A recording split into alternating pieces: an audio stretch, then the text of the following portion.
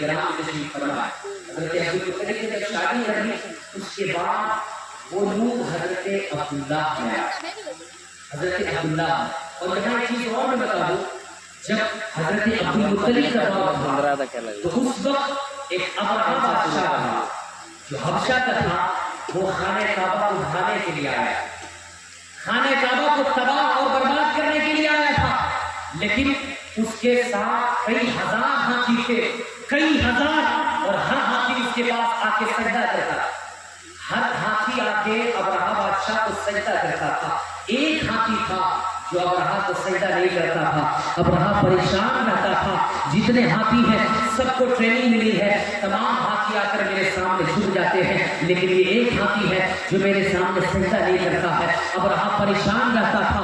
اب ابرہہ اسی دوران وہ خانہ کعبہ کو ڈھانے کے لیے آیا ہے۔ یاد رکھیے گا حضرت عبدالمطلب کا زمانہ ہے، ابرہہ خانہ کعبہ کو ڈھانے کے لیے آیا ہے، اپنے ہاتھیوں کو لے کے آیا ہے۔ اسی دوران عبدالمطلب بھی سامنے آ گئے، قریش کے جو سردار تھے سب کو بلا دیا، اور بلانے کے بعد جب حضرت عبدالمطلب سامنے آئے تو تمام کے تمام ہاتھی ابرہہ کو سجدہ کرتا تھا، ایک ہاتھی ابرہہ کو سجدہ نہیں کرتا تھا۔ ابرہہ پریشان رہتا تھا، ابرہہ بے چین رہتا تھا، لیکن قربان جائے نور مصطفیٰ پر کہ جب حضرت عبدالمطلب آئے سامنے، وہی ہاتھی جو بادشاہ کے سامنے نہیں جھکتا تھا وہ عبدالمطلب کے سامنے جھکتا ہوا نظر آیا۔ سبحان اللہ۔ حضرت عبدالمطلب کے سامنے جھک گیا۔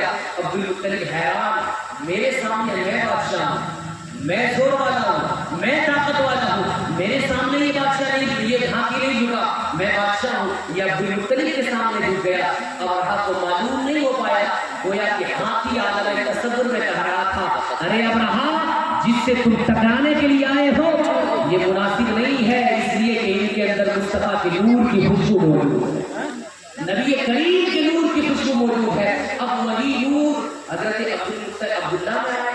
یہ روایت چونکہ 50 دن 55 دن پہلے کی ہے، خانہ کعبہ کو ڈھانے کے لیے آیا تھا، لیکن کچھ روایتوں میں ملتا ہے کہ وہ کئی سال پہلے کی بات ہے۔